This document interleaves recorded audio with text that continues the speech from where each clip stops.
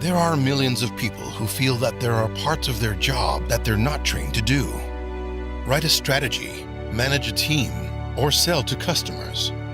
And business owners are often looking for ways to outperform the competition. The Roadmap Alternative MBA is a training course which provides the real-world skills to grow a business. In small to medium-sized businesses, the challenges you face are different. To create high-performing teams, we need to teach these skills.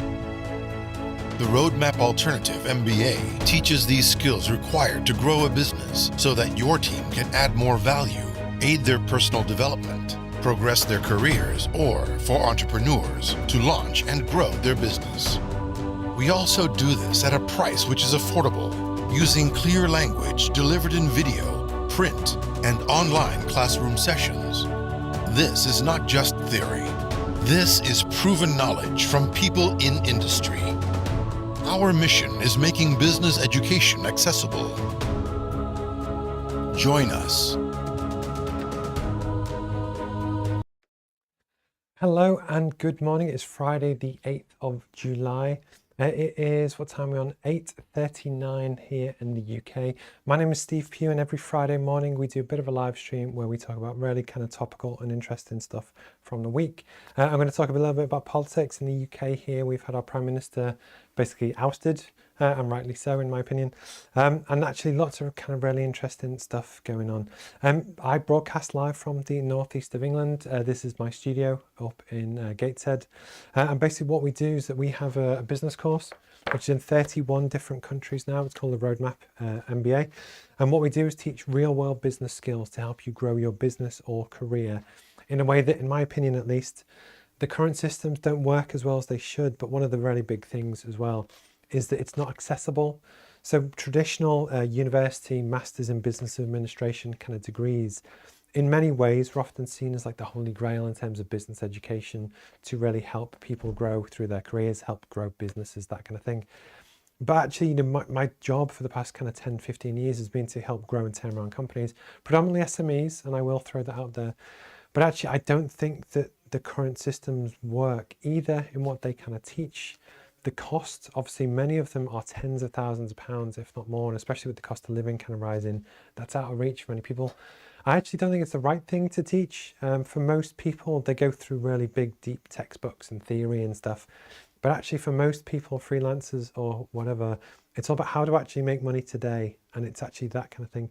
I'm actually going to do a piece on this as well. What are the main differences between traditional university MBAs and challenger courses like the Roadmap, but there are others, and hopefully it might be interesting. Good morning from Thailand. Hello, and thank you for commenting on the interview as well on Monday. I do appreciate the comment. As you can see, if you do comment and get involved, it does kind of come up on the screen. And then likewise as well, if you have any questions, comments, anything, please feel free to get in touch either now publicly on the chat, and I'll happily answer anything I can, or you can also email questions at roadmapmba.com. So with the Roadmap, what we're trying to do, we are a UK startup trying to bring free business education to the world. It's my belief that actually you can really help grow and empower people and communities and families to build better businesses and really kind of look after, their communities and actually build a better life for themselves.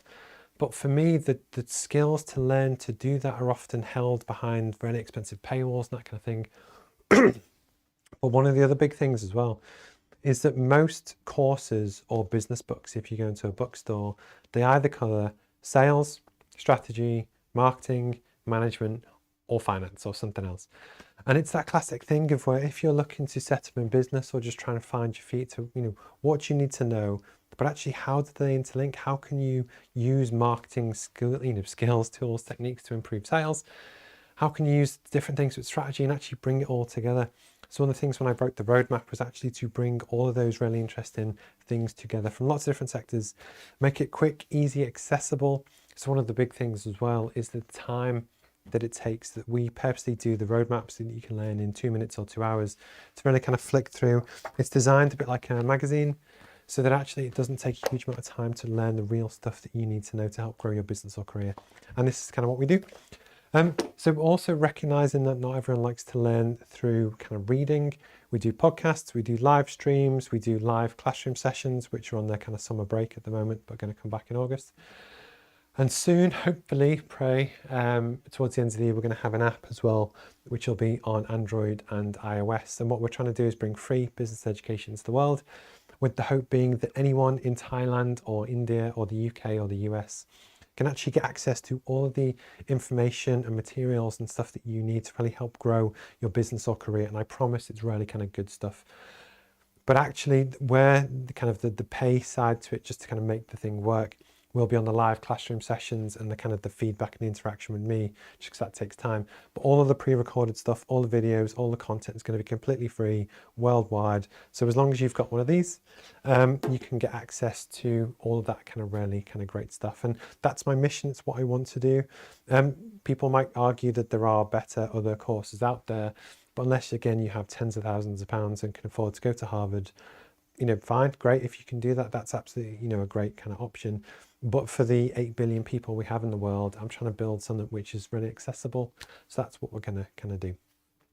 So the 3 topics I'm going to talk about today, one is actually what are the main differences between a university MBA, so Masters in Business Administration, versus Challenger courses. And I'm going to talk through that, which hopefully might be quite interesting. Something which was actually a recommendation this week from a lady called Joanna Freely from Trend Bible here in the UK. She thought actually we were talking about Pastel Analysis, which is how you look at the global environment and actually the importance of ethics that traditionally isn't included in a Pastel, but I'm going to talk that through and why it's important. And then likewise, linking that back to Boris and stuff that's happened this week. And I'm going to finish on, I'm going to finish on an amazing hack to really kind of double your sales conversion for your business.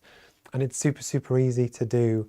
I'm going to finish with that one today as well. So they're the 3 kind of main topics. If you have any questions, comments, anything, please feel free to drop me a message. And yeah, then I'm going to jump in.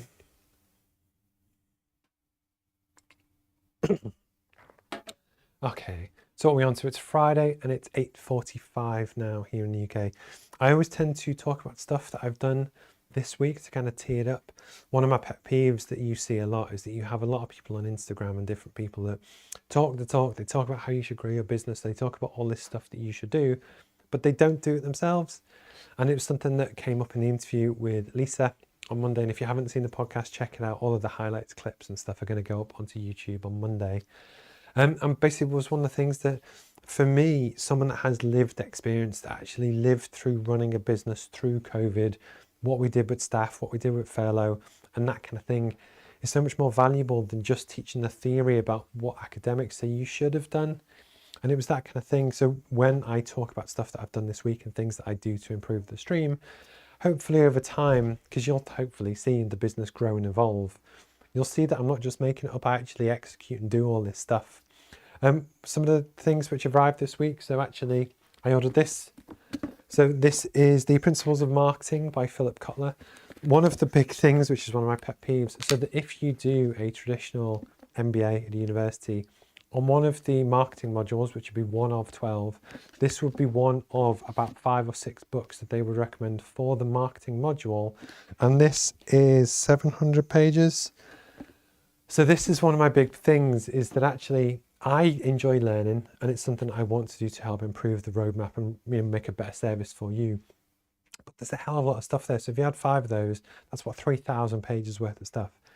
And for me, there's a really huge leap between how you take academic theory and make it applicable to real people, real businesses that are kind of struggling to make any money, because you don't have time to read that. And then even if you do, how do you apply it, what you do first, etc., that it's very easy to kind of get stuck down a rabbit hole. So I always constantly look to upskill myself, and I do it across all of the kind of broad disciplines. For one, it helps me be better at my job, which is as a management consultant, but actually it does help me work better with people to really, I know what we do is really good, but I want to make it better and really have answers to everything that we could ever possibly do. So that's something that arrived from Amazon today. And then likewise, one of my other toys is this. And so I actually do 2-minute tech reviews on YouTube. And this is a Stream Deck XL. And I've wanted one of these for a while, because when I currently do all my live streaming, I don't have a team, I don't have a producer, I kind of do it all myself. And I currently do it through my Apple wireless keyboard with hotkeys and all of the little tabs, the little sticky tabs, which I use to switch scenes and go between the videos. And it's not great. It kind of works, but it's very clunky. It doesn't always go right. This is a way to kind of constantly upskill the stream and actually be able to do more stuff more of the time. I'm basically just professionalizing what I'm doing. Some people will be interested, some won't. But again, I like to talk about stuff that I'm doing. And then when the kind of reviews and stuff go onto YouTube, if you want to check it out, go for it. But if not, that's fine too. Okay, what are we on? So we are 8:48. So I'm going to go for the main topic today, which is what are the main differences between a university business course, particularly a MBA, so a Masters in Business Administration, and challenger courses like the Roadmap Alternative MBA and others. Okay.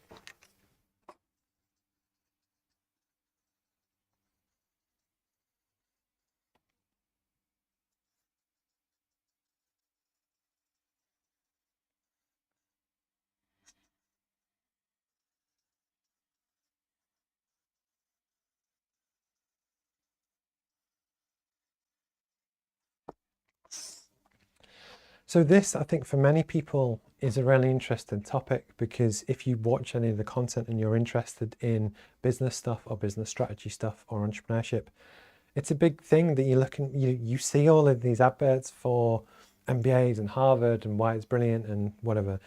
And then you see the price tag and you think for a domestic UK course, you're looking at to actually go in person, minimum 17, 18 grand. Your average will be about 25. The better ones start to go into 30s. And I think the most expensive is £89,000 here in the UK. In the US, you can double or triple that. I can't comment. Some of the European courses are mega expensive as well. But what I'm going to talk about is the differences between them and basically just talk through it, if that's cool. So what I'm going to do is do the topics. So I'm going to say what they teach. I'll just teach. The next one, feedback. Cost. Then we have time. Exams. And then what I'm also going to do is reference this against in-person, online, and then challenger courses as well. I'm going to do that. One more.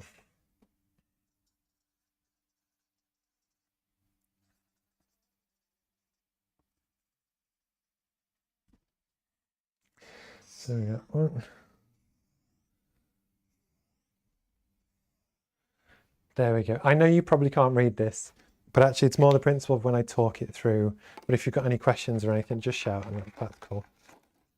So one of the big things that is certainly a driver for me is that what do traditional Masters in Business Administration courses teach?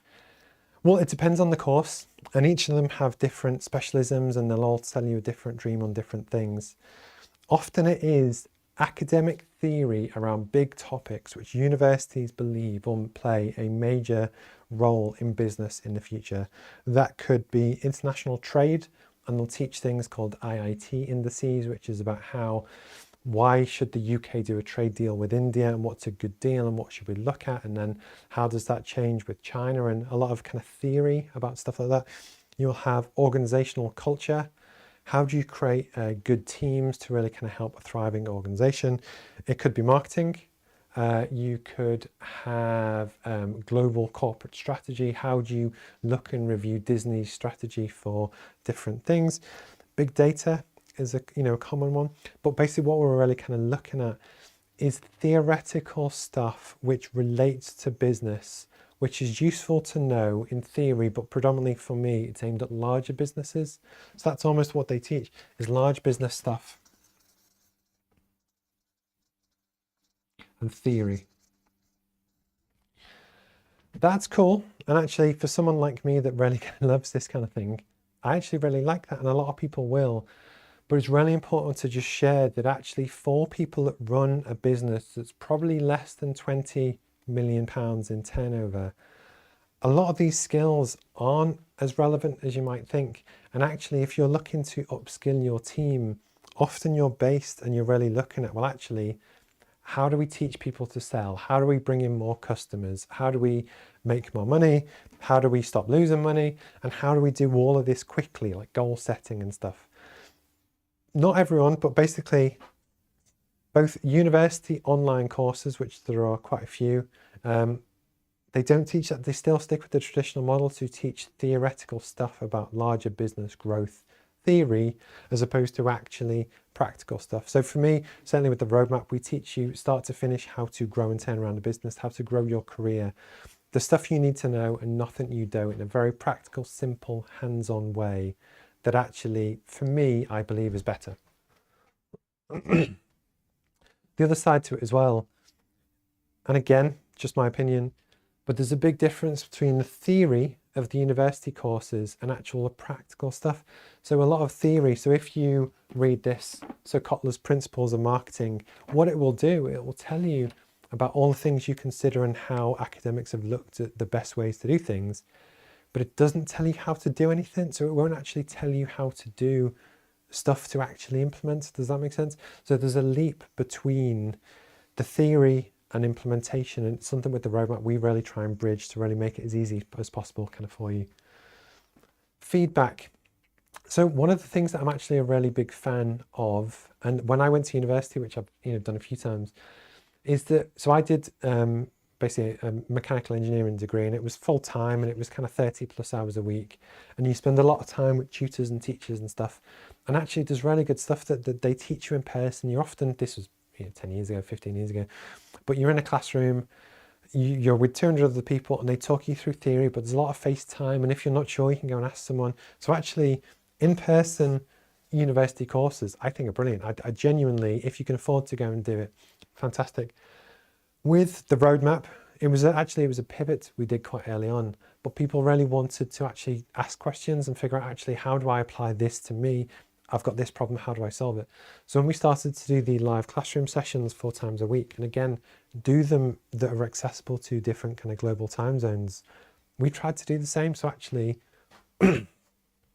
we also hopefully have really good kind of feedback and stuff that is useful to different people. One of the things that I found with some of the university online degrees, and this is again, it's a proper accredited university MBA course that just happens to be delivered online, the feedback's not very good. And what some of them do is that they get you to do different, or tests, and tests is the wrong word, do different challenges to basically write a report 700 words on this theory. But then they ask your colleagues, you to appraise other people's work, and someone else to comment on yours and why it's good and why it's bad. But they're asking the students to support and look after and give feedback to each other. And for me, it should be the university doing that. So not everyone does that. So actually, in terms of feedback, I think a university course would be spot on, and really kind of give you that in a way that you don't get online. And actually with some of the challenger courses, with the roadmap, yeah, we do the live classroom sessions, but I know with some of the others, they talk about live sessions, but actually it's not a two-way Zoom type thing with the tutor. Some of them are, and certainly things like Udemy and YouTube don't do that. And it's something that I want to kind of bring in. Related to feedback, actually, I'm going to go into alumni. So I'm going to throw this one in, actually.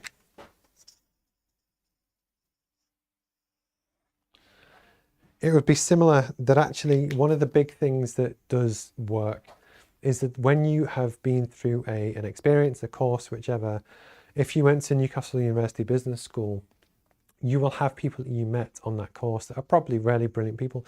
So you really kind of get that. And it's a really big thing that likewise, you can reach out to people that have been there before and try and pick their brains and that kind of thing. And, truth be told, you don't really get that with the roadmap, although we're trying to build a community. And again, when you're trying to build links with different people around the world who are doing the same online international MBA or whichever from a university, it's not quite the same. So that's something that university and in-person courses definitely do better than anything else is about the alumni. Cost. So this varies for different people, different universities, different places. A typical average cost in the UK, I'd say, is 20 to 25k. Some go as high as, I think, £90,000. And it depends on where you go and what you do. And again, that's really expensive. If you are privileged enough to be able to do that, it's fantastic, definitely do. Online, this is university accredited online MBAs. The cheapest I found was 9,000.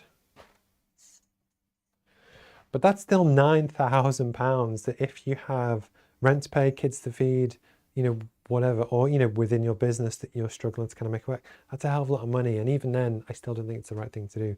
And then with the Challenger courses, you could argue that it's free on YouTube. Udemy, they start at about £20 and kind of build up. With the roadmap, we're going to have, a completely free tier, which is really, really kind of good stuff with some paid options. But it kind of varies from the free to kind of, it depends on whose course, but maybe £1,500 level. But for the sake of this, I'm just going to put free. But based on that, one of the things that's really interesting is that when you go through your career, nobody knows everything from the start. So everyone, you start to build your reference points to build your experience, which helps you get better at whatever you do. That actually something like the roadmap is a really great kind of place to start, to give you a good grounding across everything you need to know to grow a business, or everything you want to teach your team. And then actually, if they get really, really good at something, they can then go on to do other stuff, or it could be a stepping stone if you want to later go to Harvard or Durham or London School of Economics. But actually, you don't have to learn everything at one at a time. So often, starting on things like YouTube and throughout your career to kind of really, find your feet is super kind of useful. Time, this is the big one. So traditional in-person MBAs are famously full-time. So what that means is that they basically expect it to take up all of your working week, so that you probably can't work at the same time. Certainly not a traditional full-time job, because you can't be in two places at once. And you probably get expected to do 30 to 40 hours a week of study a week. But then again, if you've paid 25 to 90K on a course, you're probably going to do that. Not everyone can afford to give up work for a year or 2 years, so something to consider. The online courses, many of them say it's the same. So they will say that they expect you to do 30 hours work of stuff. But actually, I'm not convinced. I think, for some of them, 10, 15 hours a week, even though they say 30, it depends how much time you have to give. But you probably can juggle an online MBA around other commitments and stuff by the very nature that it's online, that you can watch the videos and some of the tutorials and stuff whenever you want. You don't have to be in a classroom at a certain time to catch one. So that's still a tick. With the roadmap, one of the things that we wanted to do, and I bang on about it every week, is almost give the ability to learn in 2 minutes or 2 hours. So quite literally, I'm going to go through this, all 700 pages, and the stuff that I think is useful, if I can distill it down to 2 paragraphs, I'm going to do it.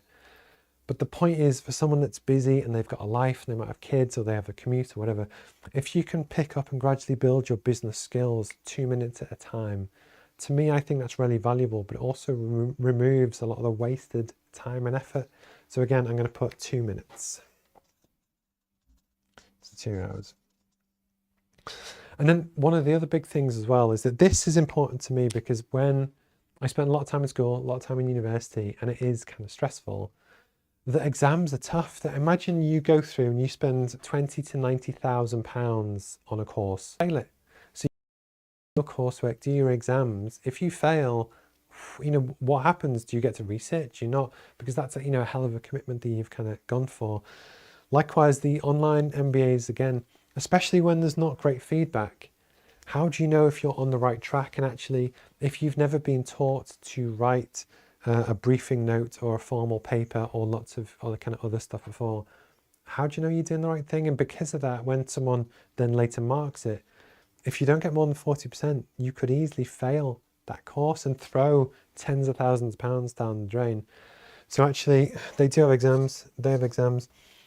I purposely didn't want to do this. There's a lot of people, when you review and look at the learning experience, a lot of people they hate exams, because actually a lot of people have different backgrounds, they have different skill sets that, same as your GCSEs or whatever your kind of school grades are, you never have to be finished. You never have one test. You learn over time. So what we do is that we have the live classroom sessions. We have constant support to help you kind of however we can. But actually you can't fail it. There's no test, because actually it might not be right for you now, or you might not understand it now as well as you could do in 2 years' time. But that's okay. We all kind of go through this journey, and I know that I'm going to be better in 5 years than I am now. So actually we purposely don't have exams and tests. If you want to go for the CPD accreditation, which is basically up to 40 hours of certified professional development, which is great for your CV and stuff, we do have some basically feedback forms and questions, and we ask you to kind of talk through different concepts and what you think will be relevant for your business. But it's nothing you can fail. You basically send it in to me, I go through it, I'll come back to you with some comments. And the idea is that that combined with the kind of classroom sessions just provides a really nice feedback loop. That the whole point is, I don't care if what grades you get, whatever, it's to help you hopefully make your business a success, help you build a better life for yourself, and really just help tackle those things to help you build whatever it is that you want to build. I don't care about exams. It's not a test. I'm not here to punish you. And that's one of the fundamental differences between traditional university accredited courses. Yes, they will give you certificates like some of my ones on the wall, but that won't help you when you actually come to start a business or you're in your career and you want to get promoted, because people will judge you on deliverables, what you actually do, how good are you at presenting, how good are you at speaking to customers and actually doing stuff. So that's what we focus on versus academics. So in the kind of 15 minutes or so that I wanted to talk this through, hopefully it's of interest. Again, if you think I'm wrong, please kind of tell me. And don't get me wrong, I absolutely love and have huge respect for traditional university MBA courses, what they do, the support available. And again, if you can afford to do them, they're absolutely fantastic. And you can, if you're into that, they're really good. But for me, the belief is that 99% of the world's population can't afford them. I actually think that for 93% of the world's population, it's not the right things to learn, and that those things won't necessarily help a small business grow. So that's what we're looking to do. We're a UK challenger startup looking to bring free business education to the world. We're going to constantly learn and improve and get better. So don't judge us now, judge us in 5-10 years time. Or, universities have had hundreds of years to get to this point. We're going to keep evolving, learning, that kind of thing. But if you've got any questions or comments, or you catch this on YouTube, please feel free to drop me a message and I'll always reply if I can. Cool.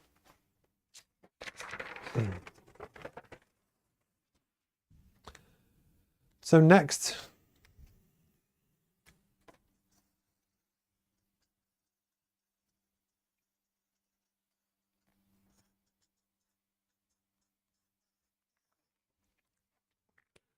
so this was a comment which came in from Joanne at Trend Bible, basically earlier in the week, and we were talking about different stuff, and she got the roadmap, and it was when you're going through it, it's always really good to get good feedback from an actual business owner that does this and lives this and actually show that they kind of appreciate it. But something that she wanted to mention, which I said that I would comment in the live stream, is that you have in business, and it's in one of the sections, kind of something called a Pastel Analysis. So you've probably heard of SWOT, which is strengths, weaknesses, opportunities, and threats, where basically you as a business look at internal opportunities and strengths and what are you good at and what are weaknesses, and how do you grow that way. And then you look at opportunities and threats, which are generally outside of your organization, which could impact your things. So that's what a SWOT analysis generally is. Pastel is slightly different. So I'm going to draw this out. So I'll go green.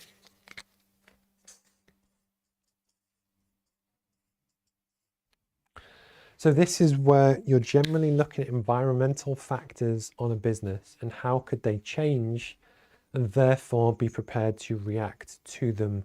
I'm going to talk these through quickly just so I don't bore you with it, and then I'm going to go on to Joanna's point. So you're looking at political things in the UK here with Boris being ousted yesterday, I think technically it was. Well, actually, yeah, I'll go.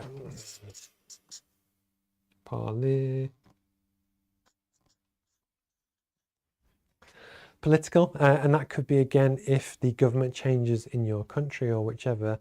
Support for different industries could change. So for instance, I'm an engineer, so I'm from like the energy background. Different governments have different support mechanisms for things like nuclear. So if you are a nuclear energy company, you know that if government Y or political party Y gets in, they hate nuclear, so they're going to cancel all the projects or cancel government support for the projects. So it's your job to really kind of mitigate that risk as much as you can. It could be political lobbying or whichever, and really try and help sway public opinion on stuff. This could also be true with things like Facebook, where people have basically said, is it too important? Could there be government changes to mandate what you can and can't do? So in Pastel Analysis, really be aware of political kind of things and just how it could impact your business. Next, environmental.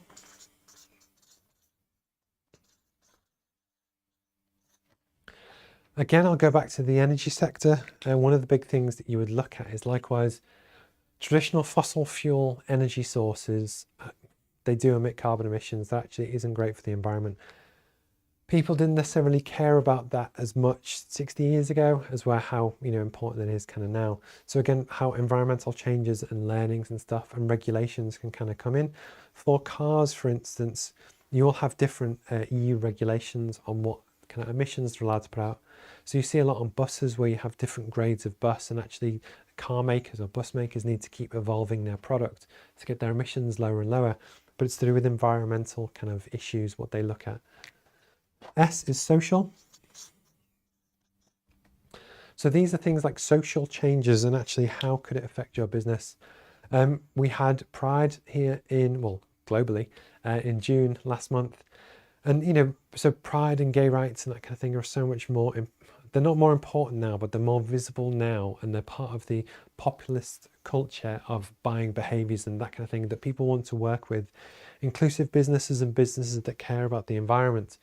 That's a social change which has kind of happened and really accelerated in the past kind of 5-10 years. That is your brand and your company. Those are things that you should be aware of to actually, look at. If you're Disney, do you have broader representation in the characters which you show to really reflect social changes? And they do, and they have. So you see a lot more gay characters now, people of different backgrounds and ethnicities, and rightly so. But the point is that's a social change which has happened that in any organization you kind of want to track. T is technological. I'm just going to put tech. So if you are, I'd say the BBC, you're a big broadcast provider. Historically, you needed cameramen, studios, a big satellite, a lot of money, whatever, to broadcast stuff.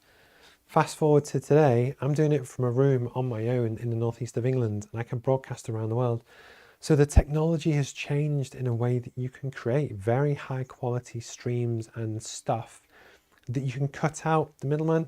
So if your business is reliant on a certain kind of sector that technology can completely disrupt or change, that's really important. It's something you really kind of want to look at. I've gone blank. Environmental. Oh God. So anyway, L is legal. Are there any legal changes which basically, it's economic, my bad. It's always funny when you kind of stand up live, stood in the room talking. So E is about the economic changes. So for instance, one of the big things that I've talked about in the past is to do with inflation. And that's something that really kind of hitting us at the moment, that a lot of people are worried about a potential recession that could hit, and personally I think it probably will, in the next kind of 12 to 24 months. The reason why that's important is that if you want to launch a startup within that period and everyone's very risk averse because they don't want to give out money because they're worried about losing it, the economic environment can actually play a huge impact on your business. That again, it's having an awareness of it. With the roadmap, again, one of the reasons why we're not looking to necessarily raise external finance, at least at the moment, is for that exact same reason, because rates have been more expensive. It's not an attractive deal. And then likewise, the legal kind of framework, that actually things can change, requirements, and if you look at employment law, for instance, the rights of an employee have changed a lot over the years. That in the UK we have rights to holiday pay, minimum wage, and that kind of thing. Those are UK law, so if you break that, you can go to jail. So actually it's important to stay ahead of what the rules and regulations are that impact your business, because actually if you get it wrong, you can get in trouble. So all of this was leading up to the last E, which was something that the guys at Trend Bible wanted me to talk about, and that's ethics. Because people want to work with ethical businesses. We want to elect ethical politicians, and you can kind of see where I'm going this, that likewise when you're looking at a business as a whole and almost who do you want to be, what you do, your vision, your values, everything that you're kind of about is really important to talk about, because people want to know more about you and why do they want to work with you. So actually the ethics of your business is super important. For me personally, when I was looking at the Pastel as a cell, for me this falls into social. because the norms of what do people deem as ethical behavior have changed over time.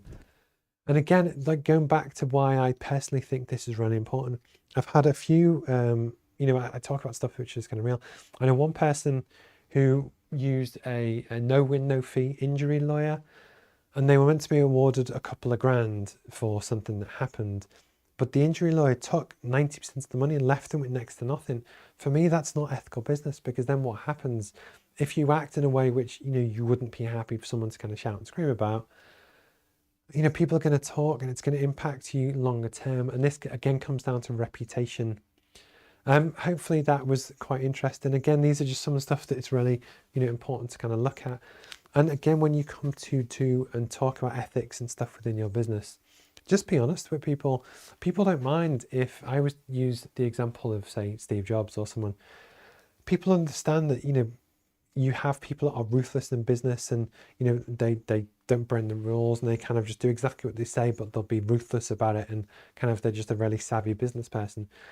That's fine, as long as people know what they're kind of getting into bed with.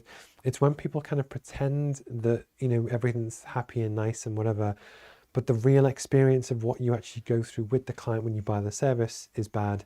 That's when you get into the ethical boundaries. Are you conning people? Are you trying to trick them? And it's a really important thing to kind of consider in business. We're currently on 9:13. If anyone has any questions, comments, anything, please feel free to get in touch. And likewise, if you catch this on YouTube or any other kind of social channels, please feel free to drop me a message as well. Okay.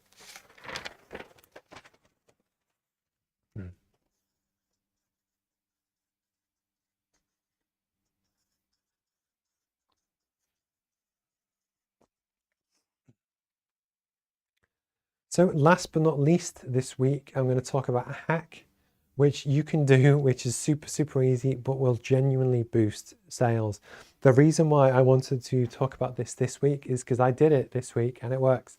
And actually, with the clients that I work with and the companies that I, help run their sales teams and that kind of thing as well, I promise you this works.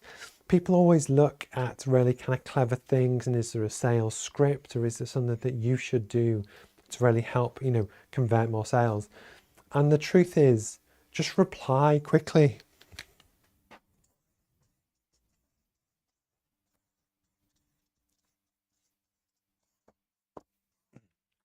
So I bid for my consultancy business piece of work this week. When the person got in touch, I replied, within like the hour to say, hi, I've got your message. Yes, I'd love to get in touch. Can we arrange a call, just as like a discovery call? And I gave them a timescale to say, look, thank you for all of that. Ask some questions and I'll get back to you then. Then I send the stuff. But the point is, it's I imagine tennis. Something comes to you, hit it back. And the quicker you can respond, people like that. It builds trust. They think that they can work with you. And the truth is, often your competition won't. They might take 2-3 days to reply. They might never reply. And the ability to actually just reply quickly, if you currently quote 10 jobs a month, I guarantee that if you reply super quick and almost be seen as being really reactive, you're going to win easily double the amount of tenders and stuff than people that don't. So this won't be applicable to everything. So if you work in public procurement and there's a set deadline that actually you can do whatever you want, and it's when it's submitted and people look at it. I'm not talking about that. But actually, if someone as a human reaches out to you and they want to buy your product, even if it's just a holding message to say, hi, John, I've got your message. I'll come back to you at the end of today and ask any questions.